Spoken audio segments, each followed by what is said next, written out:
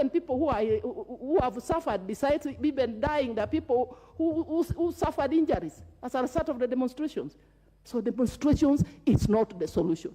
And at this juncture, Mr. Speaker, I want to thank the people of Busia County and to appreciate them for ignoring the calls for maandamano.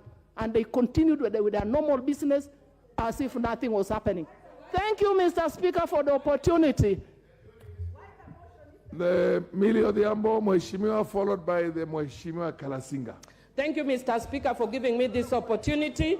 Mr. Speaker, let me take this opportunity to send my condolences to the family of William Mayange, who was killed in Maseno.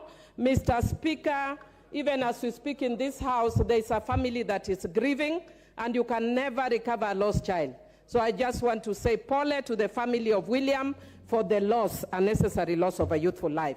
Mr. Speaker, I want to say that Article 1 of the Constitution of Kenya says all sovereign power belongs to the people of Kenya and shall be exercised only in accordance with the Constitution.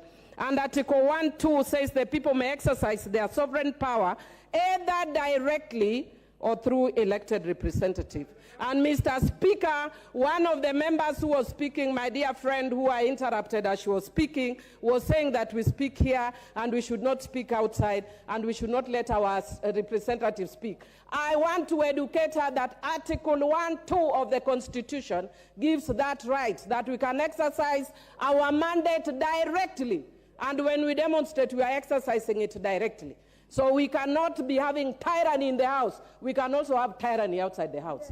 Mr. Speaker, I also just want to say that Article 37, and I want to agree with members across the divide, and I want to thank Honorable Muya for speaking very soberly and saying that Article 37 allows for picketing and peaceful picketing. And I want to say both our side and their side are saying the same language.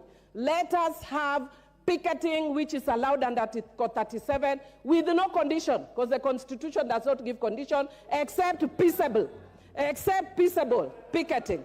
And Mr. Speaker, in peaceable picketing, the mandate lies with the police.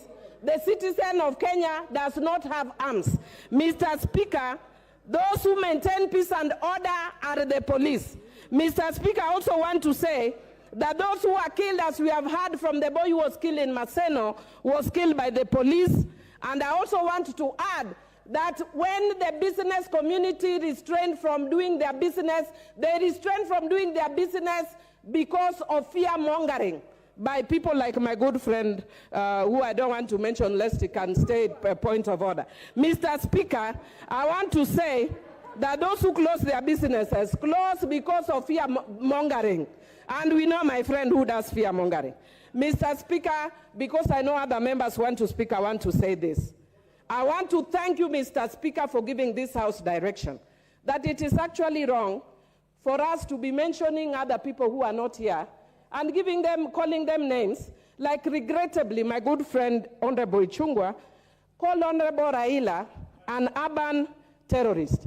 Mr. Speaker, if it weren't for your order, I could also have called Honorable Ruto national terrorist. But because of your order, I'm not calling him a national terrorist, Mr. Speaker. And finally, Mr. Speaker, I want to say that my good friend Honorable Ichungwa must tell us whether he's also of the LGBTQ community because of his preoccupation with Uhuru Kenyatta. That guy is a man, Buana. Don't be too preoccupied with Honorable Uhuru Kenyatta. Order. I'm a woman, Buana. Hey, Nikitugani Order. Honorable Millie Odhiambo. Honorable Millie Odhiambo. Order. You cannot discuss the conduct of Honorable Ichungwa without a substantive motion. So you're out of order on that. Order.